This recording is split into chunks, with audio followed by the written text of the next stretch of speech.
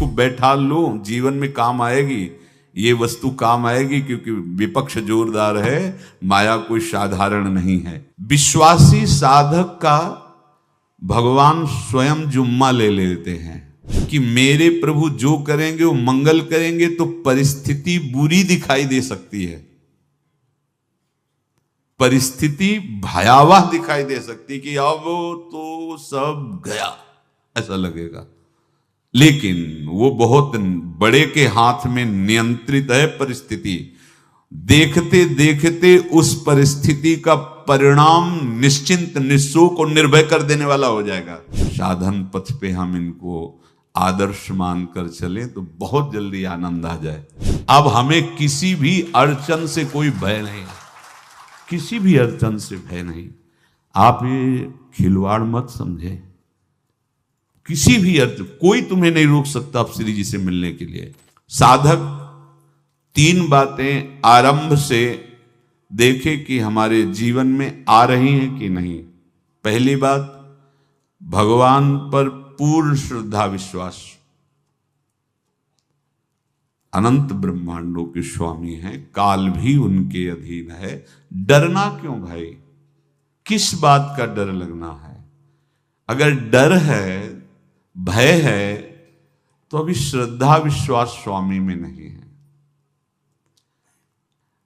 अगर हमें हृदय में कष्ट अपना प्रभाव पहुंचाना चाहता है, तो जैसे कोई ठंडी से बहुत कांप रहा हो और माता दौड़कर आवे, अपने हृदय से लगा के अपने शरीर का ताप देकर उसकी ठंड को दूर कर दे, ऐसे प्रियाजू करती हैं, ऐसे प्रियालाल करते हैं। ये कहा कहो बड़ भाग, नित नित रति हरिवंश हित, नित बरधत अनुराग, यह जो कृपा हरिवंश की।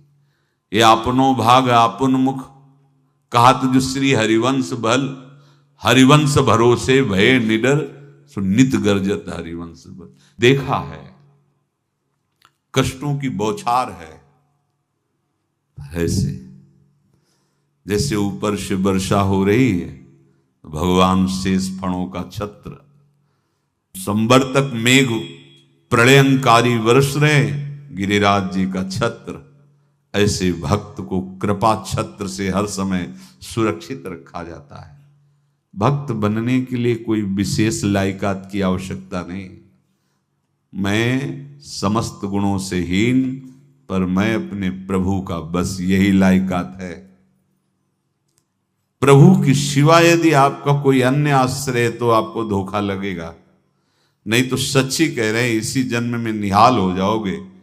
एक बात केवल स्वीकार करो कि प्रभु के सिवा मेरा कोई नहीं है, और है भी नहीं। स्वीकार कर लोगे तो तुम्हें अनुभव में आने लगे। हम प्रतिपल देखते हैं, प्रतिपल, वो केवल अपनापन चाहते, केवल अपनापन, कोई दूसरा नहीं होना चाहिए, बस।